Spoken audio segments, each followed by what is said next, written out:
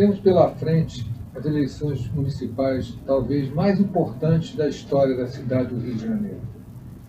Para tanto, a FEComércio está criando um espaço para que os candidatos possam vir aqui e expor suas ideias, os seus planos para a cidade do Rio de Janeiro. A pandemia que estamos vivendo trouxe com tintas muito fortes as nossas deficiências, problemas e diferenças sociais. As eleições municipais entendo que são as mais importantes de todo o processo eleitoral, pois impactam na nossa vida, no nosso dia a dia. Então, esperamos que todos possam aqui expor igualmente todo o seu planejamento para a cidade do Rio de Janeiro e que possa facilitar a vida do eleitor em decidir quem será o seu representante na cidade do Rio de Janeiro. Sejam bem-vindos, desejo sucesso a todos e que utilizem esse espaço de uma forma produtiva e que possam efetivamente trazer ao eleitor uma visão clara do futuro da nossa cidade. Muito obrigado.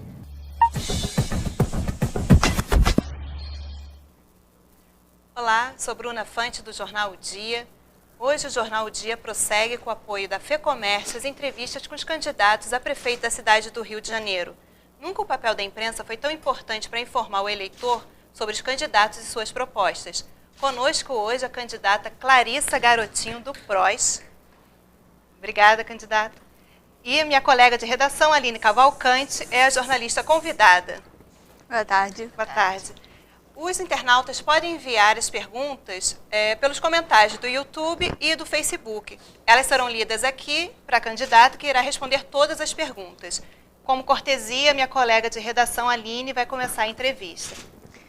Bom, eu começo perguntando sobre uma questão que é totalmente atual e que muito preocupa os cariocas. Como vai ficar, como vão ser as ações imediatas para a gente reconstruir o Rio de Janeiro, como vai ser esse processo pós-pandemia? Olá, Aline, olá, Bruna. Quero cumprimentar o Jornal O Dia, cumprimentar a FEComércio por essa iniciativa tão importante, no momento em que a gente vê algumas emissoras de televisão cancelando seus debates, né? Alguns veículos de comunicação que não querem mais fazer entrevistas e sabatinas.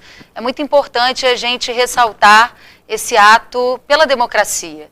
A gente está numa campanha eleitoral completamente diferente, são poucas as oportunidades, né, da gente estar na rua, não é mais aquela campanha dos abraços, daquele contato físico tão extenso.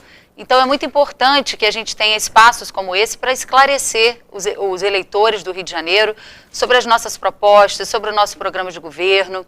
E você colocou muito bem, Aline, qualquer prefeito que se eleger vai ter muita dificuldade de arrumar a casa. O Rio de Janeiro é uma cidade que não é fácil de administrar, o Rio de Janeiro é uma cidade endividada. O ex-prefeito Eduardo Paes praticamente dobrou a dívida do município do Rio de Janeiro. Nós temos hoje empréstimos, né, que nós estamos pagando juros altíssimos sobre eles. O ex-prefeito Eduardo Paes contraiu muitos empréstimos em função das Olimpíadas e deixou essa conta para os próximos prefeitos pagarem. Mas também temos hoje um prefeito que não fez o dever de casa. Quando eu for prefeita, a primeira atitude que eu vou ter é recuperar a capacidade de investimento da cidade do Rio de Janeiro. E como nós vamos fazer isso? Primeiro, nós vamos renegociar os juros dos empréstimos que nós estamos pagando. Hoje, o prefeito Crivella paga em torno de 6% de juros, quando a taxa básica da economia está em 2%. Só nisso aí a gente teria economizado em torno de 3 bilhões de reais para investir na cidade do Rio de Janeiro. Então a primeira coisa que a gente tem que fazer é organizar a casa, é renegociar os juros, é renegociar os contratos, né? Tem muito contrato desperdiçando, tem dinheiro público indo pelo ralo com contratos caros e que não produzem o efeito necessário para a população. E um choque de gestão, porque falta tudo nessa cidade, inclusive conservação. O Rio de Janeiro é uma cidade que não funciona e a principal coisa que nós precisamos fazer é colocar tudo que já existe para funcionar. Não é momento de grandes promessas, é momento de colocar para funcionar o que já existe. A candidata falou sobre a dificuldade de fazer campanha no momento de pandemia, né? Só queria lembrar o internauta que nós estamos aqui sem máscara. O estúdio da FEComércio está com as portas abertas, a gente está com uma distância segura de 2 metros, então a gente está seguindo os protocolos do coronavírus. Eu queria perguntar, o que a senhora faria diferente do Crivella nos últimos meses? Eu acho que a questão é prioridade, né? A gente está vendo a saúde do Rio de Janeiro, por exemplo, ela está abandonada. Eu tenho andado pela cidade. Hoje mesmo eu estive de manhã no Hospital Rocha Faria, já visitei também o Pedro II, e a situação que a gente encontra nesses hospitais não é diferente do Salgado Filho, não é diferente do Albert Schweitzer, não é diferente das clínicas da família. As unidades de saúde hoje, elas têm um funcionamento que é caro e entrega muito pouco à população. A saúde é cara e não funciona direito. Falta de tudo. A gente tem bons profissionais, mas faltam profissionais e falta principalmente estrutura para trabalhar. Falta rigor na fiscalização. O que as organizações sociais fizeram na cidade do Rio e que a gente viu acontecer também no estado do Rio de Janeiro é uma vergonha, mas isso não aconteceu só durante a pandemia. Isso já vem acontecendo. Desde que o Eduardo Paes instalou as organizações sociais na saúde do Rio de Janeiro, ele permitiu que algumas OSs que já respondiam a 300 processos pudessem ser habilitadas para atuar na cidade do Rio de Janeiro. E cada vez que elas passavam a responder mais processos, mais contratos elas ganhavam na cidade do Rio. Então isso tem que mudar.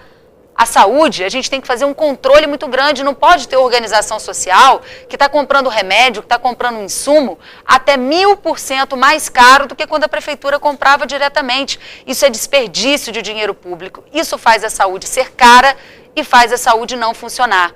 Uma coisa que eu acho que o Crivella deixou passar foi um investimento em tecnologia. Quando eu fui secretária no município, eu reuni diversos setores que integram o segmento da inovação na cidade do Rio e nós construímos uma lei de inovação para essa cidade. O Rio de Janeiro tem muitos centros de pesquisa extremamente importantes, mas nós estamos caindo no ranking das cidades inteligentes, nós estamos perdendo grandes empresas de tecnologia para o sul do país porque a gente não tem aqui um ambiente propício para que elas não apenas se instalem, mas permaneçam. Nós não temos sequer uma lei de inovação na cidade do Rio de Janeiro.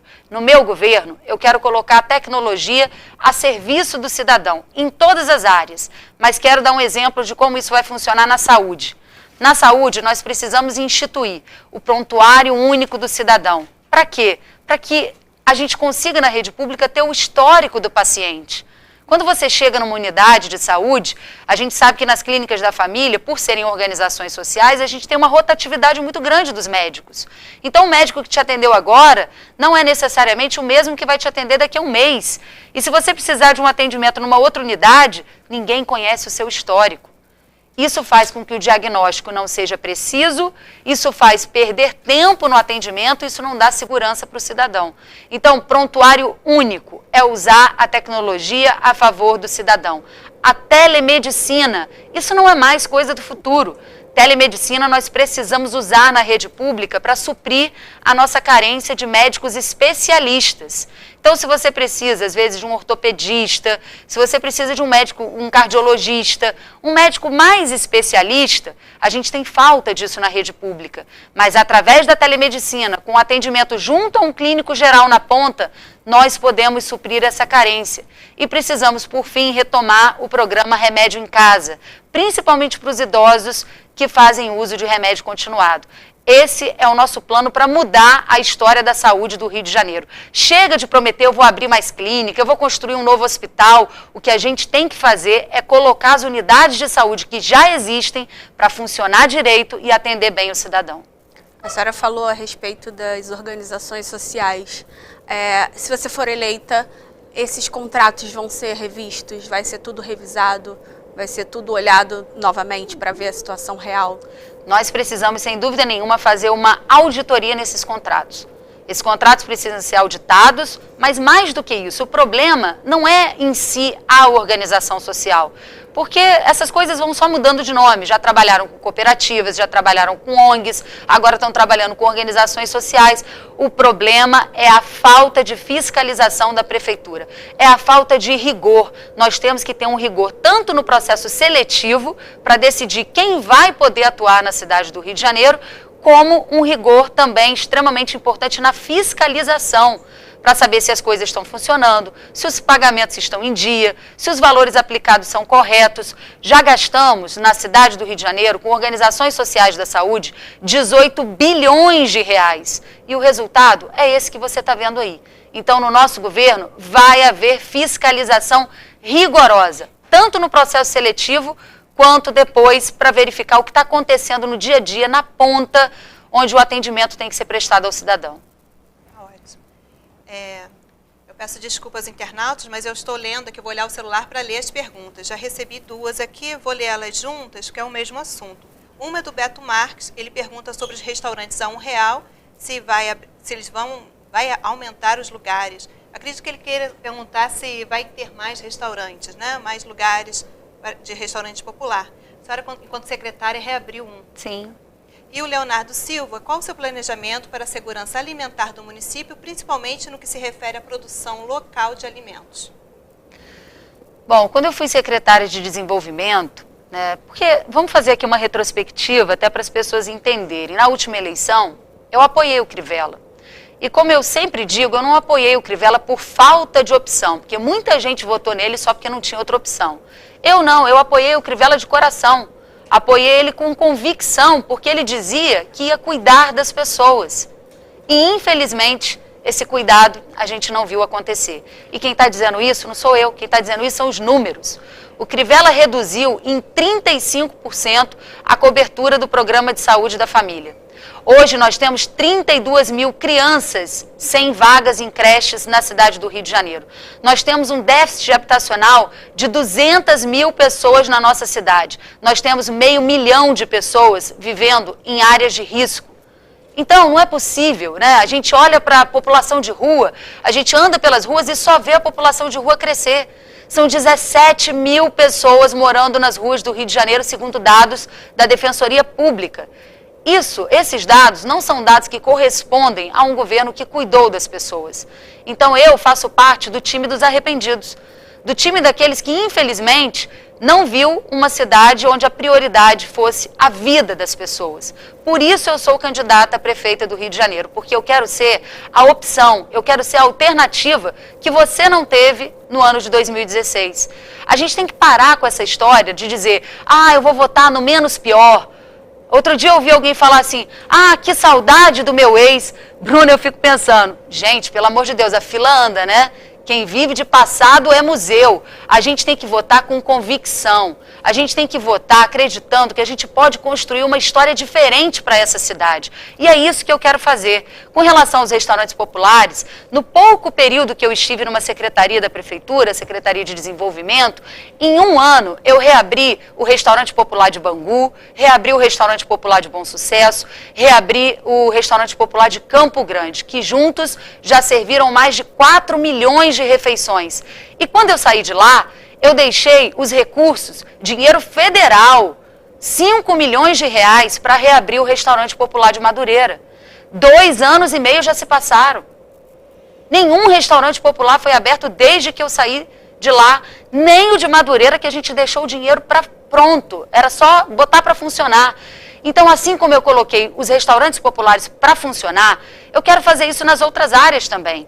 O da Central do Brasil, que nós precisamos reabrir, o do Meier, o da Cidade de Deus e o próprio de Madureira, que já tinha dinheiro reservado e não foi feito. É o que eu digo. A gente não precisa inventar a roda, a gente tem que fazer ela girar. As coisas estão aí. Se o que já existe na cidade do Rio de Janeiro funcionasse bem, a gente ia estar vivendo numa cidade muito melhor. A gente ia ter o carioca com muito mais orgulho de viver nessa cidade, porque hoje o que deixa a população indignada é viver numa cidade onde nada funciona, onde a desordem, a desorganização impera. Então eu quero sim reabrir os outros restaurantes populares, mas mais do que isso, a mensagem que eu quero trazer é que assim como eu coloquei para funcionar o restaurante que estava fechado, eu quero colocar para funcionar as unidades de saúde. Eu quero melhorar o transporte da nossa cidade, que é caro, que é ineficiente, que deixa a população na mão. Eu quero melhorar a educação na nossa cidade. O que eu quero fazer não é grandes obras, que a gente já viu acontecer e que não melhoraram a vida das pessoas. O que eu quero é fazer o que já existe funcionar. senhora tem ideia assim, de quantos restaurantes quer reabrir ou abrir?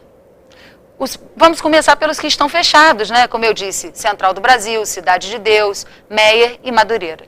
Certo. Aline Cavalcante, sua pergunta. A senhora começou a falar sobre melhorias no transporte público.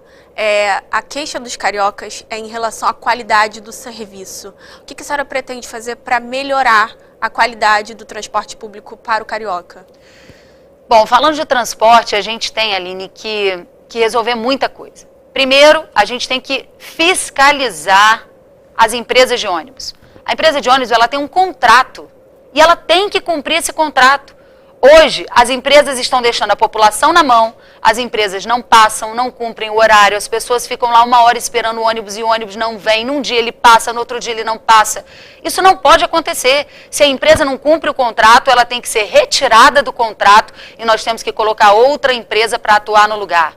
Esse é um ponto assim primordial. A segunda coisa que nós temos que fazer, que o Crivella prometeu fazer e não fez, que é a licitação das vans. Nós precisamos licitar as vans na cidade do Rio de Janeiro. Quem está na Zona Oeste, quem está na Zona Norte sabe do que eu estou falando. Principalmente nas comunidades. Se não for a van, você não consegue sair de casa, você não vai a lugar nenhum, porque muita gente só consegue se locomover através das vans. Mas quando você não faz a licitação, você mistura o que é legal, o que é ilegal. Então a gente precisa legalizar, estruturar, fazer a licitação. A outra coisa que eu quero falar é em relação ao BRT. O BRT foi um modelo totalmente equivocado implementado na cidade do Rio de Janeiro. Pegaram uma solução que foi adotada em Curitiba, uma cidade muito menor do que a nossa, há 40 anos atrás. E venderam isso como a solução do transporte do Rio de Janeiro. Resultado, hoje, o tempo que você economiza no corredor expresso, se for na hora do rush, você está perdendo dentro da estação. Eu conheço pessoas que moram na Zona Oeste, principalmente, que tem que chegar às vezes 5h30 da manhã, 5 horas da manhã, para conseguir às 7 entrar no ônibus. Isso é um verdadeiro caos. Isso não pode acontecer. Só na Zona Oeste nós já temos 20 estações do BRT desativadas, dinheiro público jogado fora. Essas estações elas têm que voltar a funcionar. Nós temos que ampliar a frota do BRT para não ter essa superlotação que nós temos hoje. Nós temos que melhorar o sistema, esse asfalto sonrisal do BRT. 6 meses depois que o BRT foi inaugurado, o asfalto já estava derretendo. E o que está acontecendo no asfalto BRT acontece na cidade inteira. É asfalto sonrisal. Isso é um absurdo. Estão botando asfalto de baixa qualidade para atender a população, para poder gastar dinheiro fazendo reparo o tempo todo. Não podemos admitir isso. Agora, é muito importante também a gente buscar uma parceria com a Supervia. Eu sei que a Supervia é do Estado, é uma concessão estadual. Mas lá em São Paulo, quando a Prefeitura teve capacidade de investimento, o que ela fez? Ela fez uma parceria com o Estado e ajudou a ampliar o metrô na cidade de São Paulo. E é isso que a gente tem que pensar. Não é pensar se o sistema é do Estado, se o sistema é do município. É pensar que o usuário é carioca. E é para ele que a gente tem que governar. Por isso, eu quero fazer essa parceria com a Supervia para a gente modernizar o ramal de Santa Cruz e de Deodoro, que corta toda a Zona Norte e toda a Zona Oeste da nossa cidade. São 60 quilômetros de trilho. Já está pronto. A gente só precisa botar para funcionar direito. Tem que funcionar bem, tem que modernizar para ser mais ágil, para ser semelhante a um metrô de superfície. E quem sabe até a gente pode conversar com a Supervia para retomar o café da manhã nas estações de trem, que assim como o restaurante popular, sempre ajudou muito o povo trabalhador, que sai de casa às 4h30, 5 horas da manhã e chegava muitas vezes sem tomar café na estação de trem e comprava ali por um preço baratinho e ia durante toda a sua viagem, durante todo o seu trajeto, tomando o seu café, já chegando alimentado no seu local de trabalho. Quem sabe a gente não consegue, nessa parceria com a Supervia, reativar também esse programa tão importante, que era o café da manhã nas estações de trem. Candidata, a gente tem uma realidade hoje, diferente das eleições de 2016, que é o aumento da informalidade. Falando em transporte, aumentou também o número de motoristas de aplicativos. Qual a sua opinião a respeito disso em relação aos taxistas? O transporte oficial da cidade do Rio de Janeiro é o táxi. O amarelinho, ele é uma marca, né, do Rio de Janeiro. a gente precisa incentivar, está sempre criando linhas de crédito para ajudar os taxistas a melhorarem a sua frota, andar sempre com os carros novos. A gente tem que melhorar os aplicativos. A prefeitura pode ajudar fazendo parceria, né, com os hotéis, com as pousadas da nossa cidade, com os pontos turísticos do Rio de Janeiro, aumentando a quantidade de vouchers dos servidores públicos para que eles possam utilizar nos táxis do Rio de Janeiro. Agora, é uma realidade também o transporte por aplicativo no mundo inteiro. A gente não tem como tolir, agora eles têm que investir, têm que contribuir para a cidade do Rio de Janeiro, têm que pagar imposto, mas lembrando que a prefeitura sempre tratará como seu transporte oficial o táxi, o amarelinho, que é uma marca da nossa cidade. Lembrando que os internautas podem enviar perguntas e nós temos uma pergunta do presidente da FEComércio, Antônio Florencio de Queiroz. A informalidade crescente é fator que muito preocupa o setor do comércio, ainda mais quando sabemos que em muitos casos são canais de escoamento de carga roubada e produtos piratas. Por outro lado, reflete o sério problema social que todos temos consciência. Qual a sua avaliação do assunto e propostas para enfrentar esse problema de forma que se estabeleça uma concorrência equilibrada?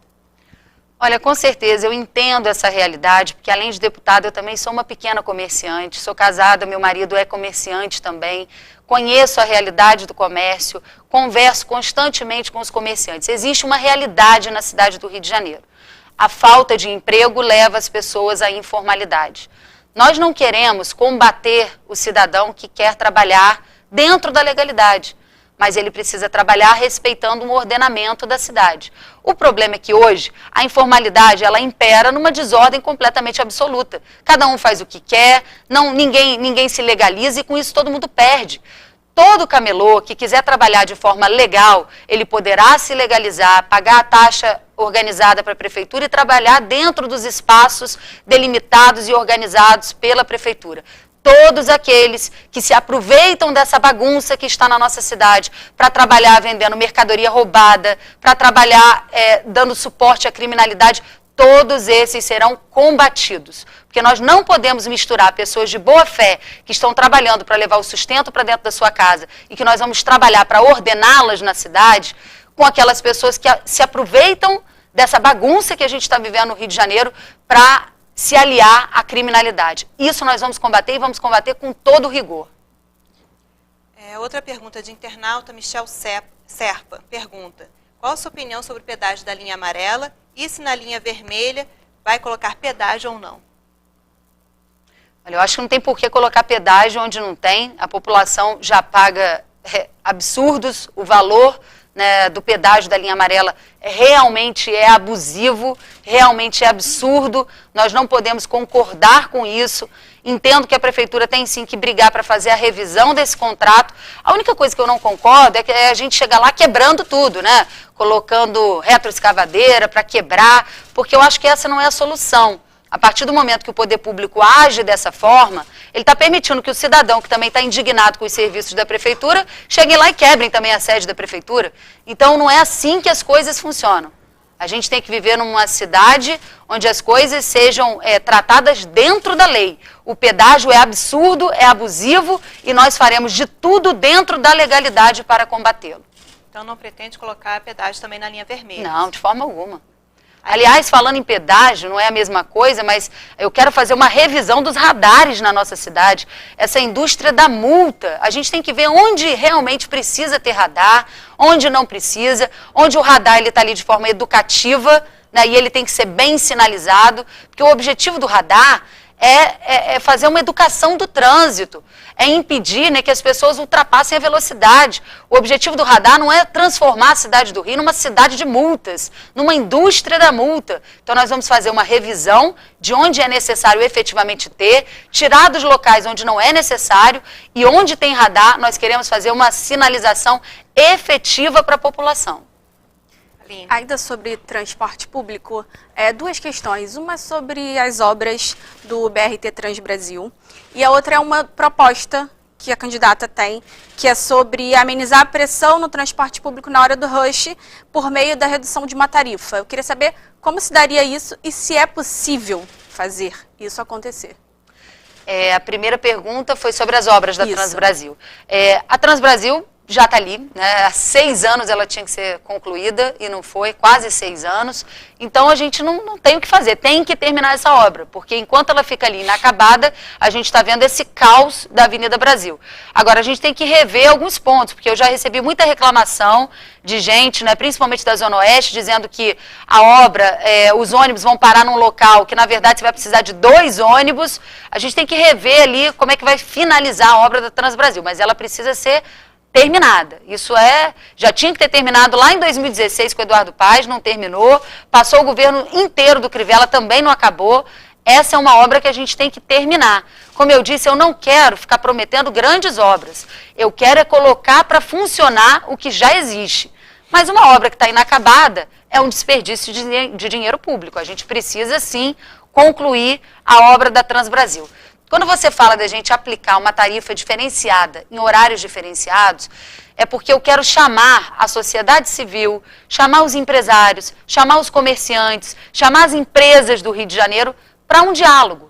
Acho que a pandemia ela deixou alguns ensinamentos para a gente, né? E um deles foi esse horário diferente de funcionamento das empresas, de funcionamento do comércio, o teletrabalho, né, o home office. Eu acho que a gente pode sim estabelecer, né, uma prática de home office no serviço público, quem sabe uma vez por semana, claro, com um programa de metas, com um programa de... Porque eu acho que isso tudo ajuda a diminuir a pressão sobre o transporte público. E a nossa ideia, chamando também, né, as empresas, né, para conversar, é tentar estabelecer o seguinte: olha, se a gente conseguir que uma parte do comércio abra 1 hora antes ou 1 hora depois, a gente consegue uma tarifa diferenciada, porque isso tudo também ajuda a reduzir o transporte, essa pressão sobre o transporte. Nós temos que encontrar alternativas para esse novo normal, porque por mais que a gente esteja caminhando para uma normalidade, num mundo globalizado como esse que a gente vive, né, onde as pessoas começam a ter acesso às passagens de avião, onde antigamente era muito difícil, né, você sair da China, você sair de Portugal, você sair de qualquer outro lugar e vir para o Brasil e ir daqui para os Estados Unidos. Hoje as pessoas se locomovem com uma facilidade muito maior. Isso faz com que as doenças, né, às vezes localizadas num determinado lugar, acabem se espalhando. Então, pandemia é algo que, infelizmente, a gente vai ter que encarar como uma realidade daqui para frente. Então, a gente precisa, desde agora, começar a organizar uma nova forma de organização mesmo da sociedade, do horário de trabalho, do horário do transporte. E eu acho que todo mundo ganha com isso. Ninguém quer andar enlatado dentro do metrô, dentro do trem, dentro do BRT, dentro dos ônibus. Ônibus, aliás, que deveriam, né, estar com a sua frota já 100% climatizada e não está. Você sabia, Aline, que nos 2 últimos anos de governo do Eduardo Paes, ele aumentou em 26% a tarifa de ônibus, quando a inflação do mesmo período era de 17%. Ele fez isso e qual foi o retorno que nós tivemos? Nós tivemos aumento de passagem, a frota não foi climatizada e ele ainda fez com que as empresas de ônibus deixassem de pagar imposto. Sabe quantas empresas de ônibus pagam de imposto hoje na nossa cidade? 0,01% de ISS. Isso é um absurdo. Enquanto tem outros setores aí que deveriam estar recebendo incentivos que ajudam a incrementar a nossa economia, quem está recebendo, quem está deixando de pagar imposto são as empresas de ônibus. Eu me pergunto se é por essa razão que o ex-prefeito Eduardo Paes está citado na delação da FETransport. Talvez a relação dele ali tenha sido até um pouco menos republicana do que deveriam ser as relações entre os governantes e as empresas da nossa cidade. Candidata, vamos nos centrar nas propostas. A respeito... Mas eu falei isso para dizer o seguinte, que no meu governo nós não permitiremos nenhum aumento de passagem acima da inflação. Nós não podemos aceitar isso. Se a inflação era de 17%, por que permitir um aumento de 26%? Não permitirei nenhum aumento de passagem de ônibus na cidade do Rio acima da inflação. A senhora estava falando de globalização, de pandemia, de ciclos pandêmicos. Qual a sua proposta para a educação? A prefeitura ela não tinha ao certo, foi pega de surpresa, claro, todos foram pegos de surpresa. Muitos alunos ficaram sem internet por um período. houve uma defasagem escolar. Qual a sua solução caso tenha uma nova pandemia, um novo ciclo da pandemia para as escolas? Olha, Bruna, eu acho que o que aconteceu agora durante a pandemia, ela só evidenciou os grandes problemas da nossa rede de ensino. Nós temos excelentes professores na rede de educação, mas falta infraestrutura para trabalhar. Nós estamos numa cidade que sediou as Olimpíadas e metade das escolas públicas da nossa cidade não tem sequer quadra de esportes. Então nós vivemos uma realidade muito ruim na educação. Mas eu quero fazer uma comparação aqui entre o que é a escola pública e o que é a escola privada. Porque a pandemia pegou todo mundo de surpresa. Eu tenho um filho de 4 anos de idade. Ele estuda num colégio da rede particular de ensino. E nesse período da pandemia, eu, assim como muitas mães, né, a gente ficou ali ajudando as crianças nas aulas virtuais, principalmente uma criança pequena, né, como meu filho de 4 anos, que não conseguia ficar ali sozinho, né, naquele período de aula, se concentrar, mexer no computador. Mas olha, apesar de todas as dificuldades, eu fiquei tão feliz como mãe de ver os avanços que o meu filho teve. Ele aprendeu numerais que ele não conhecia, formas geométricas que ele não conhecia. E mesmo à distância, com a professora do outro lado da tela, ele conseguiu aprender a escrever o nome dele sozinho. E eu, como mãe, eu me senti muito orgulhosa de ver esse avanço dele. Mas, infelizmente, essa não foi a realidade da maioria das crianças da nossa cidade. Porque, infelizmente, a rede pública, né, não permitiu que os alunos pudessem aprender, porque esses alunos não têm acesso a um computador. Esses alunos não têm acesso à internet. Nós não podemos permitir nunca mais que essa realidade crie um distanciamento ainda maior entre as crianças da rede pública e as crianças da rede privada. Eu quero que todas as crianças da cidade tenham a mesma oportunidade que o meu filho teve. Então, governar é escolher prioridade. Não tem dinheiro para tudo. Tem gente que preferiu colocar dinheiro para construir uma ciclovia que cai toda hora. Custou 44 milhões de reais. Eu quero gastar o dinheiro público para fazer a cidade funcionar, para fazer a saúde funcionar, para fazer o transporte funcionar e para fazer a educação ser a educação que o seu filho merece. Eu quero que toda criança tenha acesso a um tablet educacional, com acesso à internet, para que nunca mais situações como essa que a gente viu acontecer esse ano se repitam. Então, o investimento em tecnologia é uma das propostas na educação. Com certeza. Sabe por quê, Bruna? Daqui a alguns anos, o que vai acontecer é que a gente vai ter emprego qualificado e não vai ter gente com a mesma qualificação para ocupar essas vagas. As crianças, elas precisam ter acesso na escola às novas tecnologias. É como eu disse, no colégio do meu filho, ele tem aula de robótica, ele é inserido nas novas tecnologias. As crianças da rede pública têm que aprender robótica, têm que aprender programação, têm que ter acesso à internet. Senão, nós vamos estar cada vez mais criando essa distância entre a rede pública e a rede particular de ensino.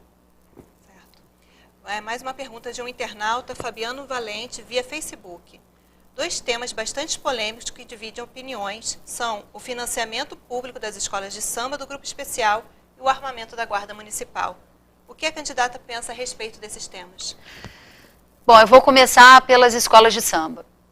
Eu acho muito ruim, né? Eu sou presbiteriana, acho que toda pessoa tem direito a professar a sua fé. Nunca achei que o problema do Crivella fosse a religião, muito pelo contrário. Nunca achei que o problema do Crivella fosse o fato dele ser sobrinho do Bispo Macedo. Pelo contrário, Bruna, você sabe até que eu acho que se o Crivella fosse um pouquinho mais parecido com o Bispo Macedo, o Rio de Janeiro ia estar numa situação muito melhor. Porque você que está me assistindo, você pode até não gostar do Bispo Macedo, você pode até não concordar com o Bispo Macedo, mas uma coisa é fato. Um jovem de 18 anos, que era um vendedor, né, de loteria, construiu uma igreja que hoje está presente em 100 países do mundo e consolidou a segunda maior emissora de televisão do nosso país. A gente não pode negar que esse homem, ele é um empreendedor. Eu acho que se o Crivella tivesse um pouquinho da capacidade empreendedora que o tio dele, o Bispo Macedo, tem, acho que o Rio de Janeiro não estava na situação que está hoje. Agora, o que a gente não pode fazer é misturar política, misturar administração, não é nem política, é a administração da cidade com a nossa fé. Porque o carnaval, além dele ser uma festa popular, ele movimenta a economia da nossa cidade. É por causa do carnaval que vem gente para cá e essas pessoas ficam hospedadas nos nossos hotéis, nas nossas pousadas, frequentam os nossos bares, frequentam os nossos restaurantes, fazem a economia girar. Quantas pessoas trabalham nesses hotéis? Quantas pessoas trabalham nesses bares e restaurantes? Eu vou além. Quantas pessoas nas comunidades carentes da nossa cidade trabalham um ano inteiro para ver o carnaval acontecer? São costureiras, são eletricistas, são alegoristas, são pessoas que trabalham durante um ano. Quem vai devolver o trabalho a essas pessoas? Então, o que não pode, o prefeito ele tem todo o direito de não ir sambar na avenida. Ele tem esse direito. Mas querer acabar com o Carnaval do Rio de Janeiro, não dá. Eu até concordo que o ideal é não gastar dinheiro público financiando a escola de samba. O ideal é fazer isso com recurso privado. E a prefeitura precisa incentivar. A prefeitura precisa mostrar para a iniciativa privada que ela valoriza o evento da cidade do Rio de Janeiro. A prefeitura precisa mostrar para a iniciativa privada que manter esse evento no nosso calendário é importante para os empregos que ela gera, é importante para a nossa economia. Agora, quando você tem um prefeito que quer acabar com o carnaval, aí você não vai conseguir que a iniciativa privada invista. Porque se nem o prefeito da cidade dá o devido valor, por que alguém vai colocar o seu dinheiro da iniciativa privada para investir nesse evento? Ninguém vai fazer. Guarda Municipal, armada ou não? Guarda Municipal armada, com certeza. Agora, com o devido preparo, né? A Guarda Municipal, ela já é integrante do Sistema Único de Segurança Pública Nacional. A gente vive hoje uma violência que ninguém aguenta mais nessa cidade. Uma violência que deixa as pessoas, né, assustadas, uma violência que afasta investimentos, uma violência que afasta empregos. Todo mundo quer viver num ambiente de paz.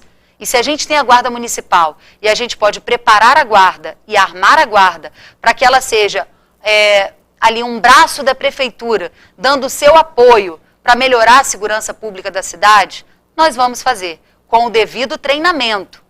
Porque a Guarda eu vejo às vezes muita gente reclamando do papel da Guarda, mas a Guarda faz aquilo que o prefeito determina que ela faça.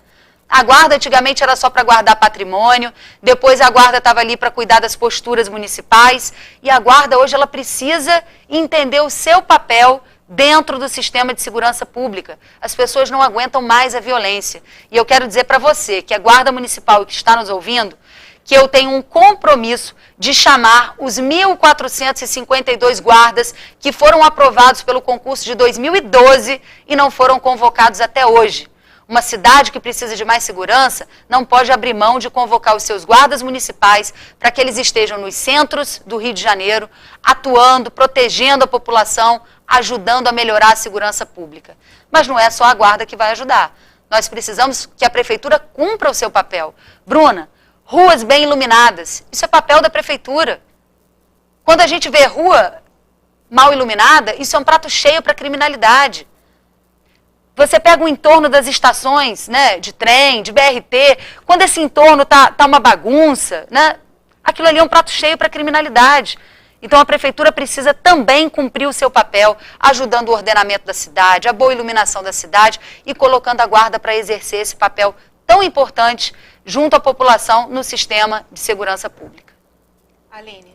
A candidata falou sobre o carnaval que atrai pessoas para a nossa cidade. Eu aproveito para perguntar sobre propostas para o turismo na nossa cidade, principalmente no momento delicado que a gente atravessa com a pandemia, que foi um dos setores também muito prejudicado. Quais as propostas para o turismo? Com certeza o setor cultural, o setor de turismo e eventos no Rio de Janeiro foi um dos mais prejudicados com a pandemia. Mas ele também pode se recuperar rápido. O que precisa é ter investimento. Construíram aí um calendário chamado Rio de Janeiro a Janeiro, que é um calendário no papel, sem eventos que realmente tenham significado para a nossa cidade. Então a gente tem que trabalhar para atrair novos eventos para o Rio de Janeiro. Não estou falando de mega eventos que fazem a gente ter que desembolsar um dinheiro absurdo, como foi a Olimpíada. Eu estou falando de eventos, por exemplo, quando eu estava lá como secretária da prefeitura, a gente quis trazer o Fifth Best. O Fifth Best é um evento de gastronomia, ia trazer 500 chefes de cozinha, né, do mundo inteiro, com uma revista, né, inglesa que ia estar aqui divulgando o Rio de Janeiro. Eles vieram aqui, fizeram todo o mapeamento da cidade, organizaram o evento e na reta final, o prefeito atual não achou que isso era importante para o Rio de Janeiro. Infelizmente, perdemos essa oportunidade, né? Então a gente precisa melhorar o turismo gastronômico. A gente, quando olha lá para Lima, no Peru, a gastronomia, quanta gente vai para lá para desfrutar da gastronomia? A gente precisa criar esse circuito aqui dentro da cidade do Rio de Janeiro. Nós precisamos criar eventos de inovação na cidade do Rio de Janeiro, eventos tecnológicos, recuperar, né, os eventos de negócios que a gente está perdendo também. Agora, para isso, nós temos que acabar com uma coisa chamada burocracia. A burocracia, ela emperra tudo e emperra também os eventos na nossa cidade. Não é possível, eu sempre dou esse exemplo porque todo mundo conhece o Rock in Rio. Mas é mais fácil fazer o Rock in Rio lá em Lisboa, onde você precisa de 4 licenças para fazer o evento acontecer, do que fazer o Rock in Rio aqui no Rio de Janeiro, onde você precisa de quase 40 licenças para conseguir organizar. Então eu estou criando um programa chamado Rio Sem Burocracia. E isso não é só para evento, isso é para você, cidadão. Até para pagar uma simples guia de imposto, você fica com dor de cabeça. Porque você chega na prefeitura, o processo não é digitalizado, o processo não é informatizado. É uma loucura o tempo que se perde, a burocracia que isso dá, a dor de cabeça que isso causa no cidadão. É por isso que eu digo, a cidade tem que funcionar. E nenhuma cidade funciona bem com a quantidade de burocracia que a gente tem, como no Rio de Janeiro. Eu quero reduzir essa burocracia, quero criar um calendário de eventos junto com o setor cultural e de eventos da nossa cidade. Porque às vezes a gente quer trazer tudo que é de fora, mas a gente tem que começar a criar novos eventos aqui dentro. Os 2 principais eventos do nosso calendário foram criados aqui, não foram copiados de lugar nenhum. É o nosso carnaval e a nossa queima de fogos do Réveillon. São os 2 principais eventos do nosso calendário. Nós temos capacidade de criar outras. Nós estamos numa cidade, né, que cria novelas, nós estamos numa cidade que é polo do audiovisual, a gente está numa cidade que é berço do futebol, a gente está numa cidade que tem tanta coisa boa e tem um povo tão criativo, tão guerreiro, que eu tenho certeza que a gente tem capacidade de melhorar o nosso calendário de eventos. Luiz Fernando de Jesus, via YouTube. Qual a sua política de habitação, visto que nós já temos mais de 1000 favelas? Olha, a política de habitação na cidade do Rio, ela tem que existir. Como eu disse, a gente tem um déficit habitacional de 200 mil pessoas e 500 mil de pessoas morando em áreas de risco. Mas a gente tem que priorizar essas moradias em áreas onde a gente já tem infraestrutura. Então a gente tem que fazer com que haja um crescimento, né, das moradias, tanto no centro da cidade, como na região portuária do Rio de Janeiro. São áreas que já detêm toda a infraestrutura, está próximo de regiões onde detém a maior quantidade de empregos da nossa cidade, e são áreas onde ainda estão muito pouco habitadas por residências. Então, 2 coisas nós precisamos fazer. Uma, em relação ao servidor público. O servidor público sempre teve ali, né, o crédito do servidor para que ele pudesse comprar uma habitação. A gente precisa voltar com isso, mas eu gostaria de fazer principalmente direcionando para as áreas com infraestrutura na nossa cidade. Outra, criando um programa habitacional que eu vi acontecer em Portugal e eu achei super interessante, que era justamente para adensar o centro de Portugal. Era um programa voltado para casais, jovens, que estavam iniciando a sua vida e você dava uma série de condições diferenciadas para esses casais jovens, para que eles pudessem se instalar no centro de Lisboa. E a gente pode fazer isso também aqui no centro do Rio, aqui na zona portuária do Rio. Para isso, nós vamos chamar também as grandes imobiliárias para conversar. Outro dia, eu estava discutindo com uma pessoa que disse, Clarissa, a gente quer ajudar na revitalização do centro, mas às vezes você quer comprar um imóvel, né, que está ali, um imóvel tombado, você precisa investir, e você chega lá e o imóvel está valendo R$1 milhão, mas quando você vai ver, tem uma dívida dele na prefeitura de mais de 3 milhões, fica inviável. E aí o que acontece? Ninguém compra esses imóveis, ninguém revitaliza essas regiões, fica tudo ali caindo aos pedaços e não serve para nada. Então eu quero sim criar um programa de revitalização, não só do centro do Rio, mas 2 centros da cidade. O centro de Madureira, o centro de Campo Grande, o centro de Bangu, os centros do Rio de Janeiro. A gente precisa revitalizar os centros e dar vida a essas regiões. E com relação ao programa habitacional, priorizar as áreas com infraestrutura na cidade do Rio. Entre os internautas, Clarissa, muitos estão lembrando que seus pais já foram presos, já responderam a crimes. A senhora acha que isso pode lhe prejudicar na eleição? Eu espero de verdade que isso não prejudique. Aliás, é muito importante, inclusive, o período eleitoral para que a gente possa corrigir muitas injustiças.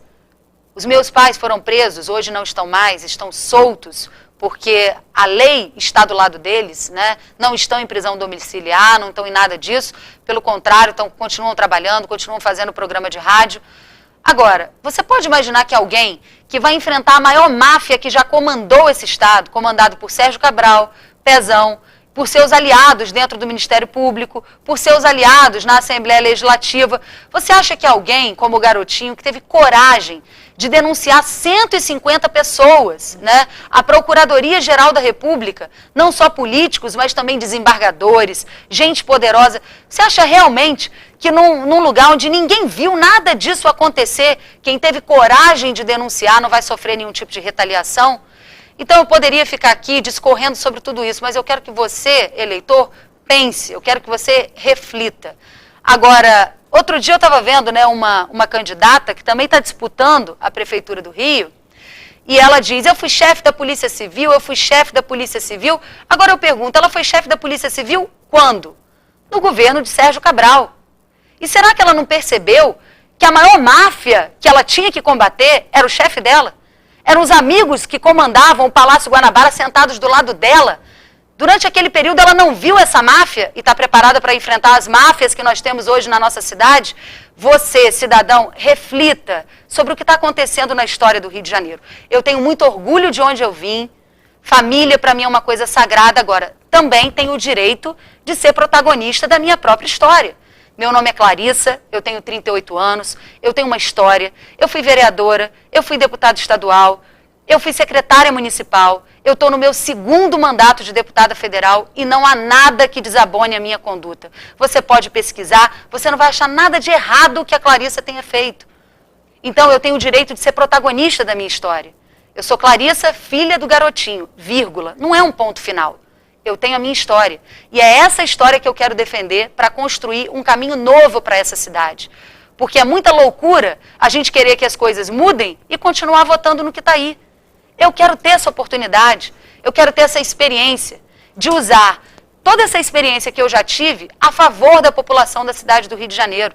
Eu quero colocar o Rio de Janeiro para funcionar sem falsas promessas, sem prometer grandes obras, mas fazendo funcionar aquilo que já existe na nossa cidade. É isso que eu quero fazer, um governo com seriedade, um governo com responsabilidade, um governo que sabe que o caminho não vai ser fácil, mas que nós vamos enfrentar com muito trabalho, porque ser prefeito do Rio é acordar todos os dias sabendo que todo dia a gente tem problema para resolver. E eu estou disposta. Nessa eleição tem um diferencial que são 6 mulheres, 6 ou 7 mulheres, 6 mulheres candidatas. Qual a sua política para as mulheres da cidade? Olha, eu costumo dizer que eu ando muito. Outro dia eu fui visitar o Mercadão de Madureira e eu vi uma coisa muito interessante, Bruna. A grande maioria das mulheres que estão ali, ó, com a barriga no balcão, trabalhando, são mulheres. As mulheres, hoje elas desempenham um papel muito importante na sociedade. Elas também são chefes de família, também são responsáveis pelo sustento da família, mas ainda tem uma participação muito baixa na política. Ainda tem uma desigualdade salarial muito grande em relação aos homens, muitas vezes desempenhando as mesmas funções. Nós ainda temos que cuidar da saúde da mulher. Se eu for prefeita da cidade do Rio, eu quero convidar outras mulheres para trabalharem do meu lado, porque eu sei que essa cidade está cheia de mulheres empreendedoras, está cheia de mulheres com boas ideias, está cheia de grandes pesquisadoras, de gente que entende, de gente que sabe acontecer. Eu quero ajudar nesse empoderamento feminino. Mas mais do que isso, eu quero olhar pela saúde da mulher. Eu quero zerar a fila de mulheres. Hoje, no estado do Rio, tem pouco mais de 13 mil mulheres que estão na fila para fazer a reconstrução mamária. Mulheres, né, que sofreram com o câncer e que hoje aguardam nessa fila para fazer a reconstrução da mama. A grande maioria na cidade do Rio de Janeiro. É um compromisso meu com as mulheres zerar essa fila de mulheres que precisa da reconstrução mamária, porque a gente sabe o quanto isso é importante para a autoestima da mulher, o quanto isso impacta em outras áreas na nossa vida. Nós precisamos olhar com carinho, né, para as maternidades da nossa cidade, não apenas para as maternidades, mas nós precisamos também ajudar as mulheres que são vítimas de violência doméstica todos os dias. Quando a gente olha, muitas mulheres que estão na rua, estão lá porque foram vítimas de violência doméstica na sua casa e não tinham para onde ir. Então nós vamos cuidar com muito carinho das mulheres, porque isso não é política de minoria. Nós somos a maioria na sociedade, precisamos ser respeitadas, precisamos ter o nosso espaço, precisamos de políticas públicas próprias para as mulheres que sofrem, porque muitas vezes não têm atendimento ginecológico nas unidades de saúde. Então, com certeza, olharemos com muito carinho pelas mulheres do Rio de Janeiro. Aline, sua pergunta. No cenário político, eu queria falar um pouquinho sobre isso. Os candidatos que nós temos, a sua grande maioria tem buscado alianças políticas, apadrinhamentos. Eu queria saber se você se sente isolada em relação a esses apadrinhamentos, essas alianças políticas. Você se sente em desvantagem, isolada nesse cenário? Pelo contrário, a única desvantagem que eu tenho é porque eu vou ter muito menos tempo de televisão que os outros candidatos. Então, quando começar o horário eleitoral, você vai ver aí um monte de propaganda dos outros candidatos e vai ver pouca propaganda minha, né? Porque eu não fiz esses acordos políticos. A única aliança que eu quero ter é com a população da cidade do Rio de Janeiro. Por um lado, é muito bom, porque se a gente consegue se eleger fazendo aliança somente com a população, a gente não tem compromissos depois que impedem a gente de fazer aquilo que a gente precisa fazer para modificar a nossa cidade. Então eu tenho muito orgulho de estar numa campanha em que a minha única aliança é com você, cidadão carioca. Não me sinto isolada, pelo contrário. Eu acho que a gente está vivendo um momento, Aline, que as pessoas estão cansadas de confusão. É muita briga e a vida das pessoas não muda. Enquanto os políticos estão aí brigando, né, um levantando a bandeira da esquerda, o outro levantando a bandeira da direita, a discussão política ela é saudável, ela deve acontecer, mas ela só pode acontecer depois que a gente colocar o Rio de Janeiro para funcionar. No parlamento, né, lá na Câmara dos Deputados, aqui na Câmara de Vereadores, isso é o local apropriado para as discussões políticas. Na cadeira de prefeito, não. Por isso que eu tenho muito medo de alguns projetos radicais, né? Eu vejo, às vezes, uma candidatura do PT, do PSOL, vai ter muita dificuldade de governar o Rio de Janeiro, porque a gente precisa de parceria. Não é que você tem que concordar 100% com o que diz o presidente da República. Eu não concordo 100% em tudo. Já votei a favor de muitos projetos dele, já tive lei sancionada por ele, já votei contra outros projetos, mas a gente tem que ter essa capacidade de dialogar. Partidos que são muito radicais, que são arqui-inimigos do presidente da República, vão ter dificuldade, porque o próximo prefeito, ele será prefeito por pelo menos 2 anos com o Bolsonaro presidente da República. E aí, como é que as parcerias vão acontecer? Então, você não precisa ser adesista, você não precisa concordar com tudo 100%, mas precisa ter essa capacidade de diálogo. Enquanto uns estão aí dizendo, eu sou isso, eu sou aquilo, eu quero dizer o seguinte, a única bandeira que eu quero levantar é a bandeira do Rio de Janeiro, porque a gente precisa de diálogo para colocar essa cidade para funcionar. Essa é a indignação do carioca, de pagar muito imposto e não ver o retorno, de viver numa cidade onde nada funciona. Eu não quero prometer grandes obras, eu não quero criar falsas expectativas, eu não quero encher a nossa população de esperança. Eu quero dizer apenas o seguinte, eu vou colocar para funcionar o que não está funcionando na cidade. Eu vou pegar o que já existe e botar para funcionar, porque isso é meio caminho andado para a gente ter uma cidade boa, que atenda bem o seu cidadão. Serviço público de qualidade, com diálogo, com parceria, com tolerância, com respeito à população. É isso que a gente precisa e é isso que eu me proponho a fazer. Candidato, a gente está chegando a 1 hora já de live. Tinha outras perguntas aqui, mas para dar uma igualdade de tempo a todos os candidatos, eu vou encerrar as perguntas por aqui. Mas antes eu queria que a senhora olhasse para aquela câmera onde está o Cadu e pudesse falar ao eleitor por que Clarissa Garotinho deve ser a próxima prefeita da cidade do Rio. Olha, eu quero muito ser prefeita do Rio de Janeiro. Eu sei que não é uma tarefa fácil, sei que a gente está vivendo numa cidade endividada, que a gente está vivendo numa cidade cheia de caixa preta, que a gente está vivendo numa cidade com muitas máfias para enfrentar, mas a gente tem que entender que se a gente quer mudança, não adianta continuar com o que está aí. A mudança ela tem que ser para valer. Eu sou jovem, mas eu tenho experiência. eu tenho 38 anos, eu tenho uma trajetória, como eu disse, sem nada que desabone a minha conduta. E eu quero acordar todos os dias com uma lista na minha mão de problemas e dizer, hoje eu vou resolver esses problemas da cidade do Rio.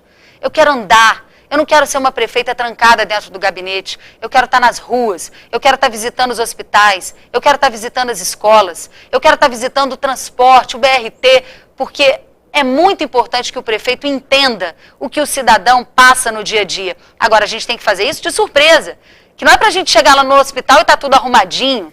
Eu quero ser uma prefeita presente na cidade do Rio de Janeiro. Hoje, infelizmente, o Rio de Janeiro não funciona. O Crivella, às vezes eu fico pensando, ele vive no fantástico mundo do Crivella, porque não é possível, não tem outra explicação. Por onde a gente anda é só reclamação, é desordem, é população de rua, é sujeira, é buraco, é rua mal iluminada, é uma bagunça, é saúde que não funciona, é saúde que é cara, a gente gasta muito dinheiro e não vê o retorno. O que eu quero fazer não é prometer nada a você que eu não possa fazer. O único compromisso que eu tenho é colocar essa cidade para funcionar.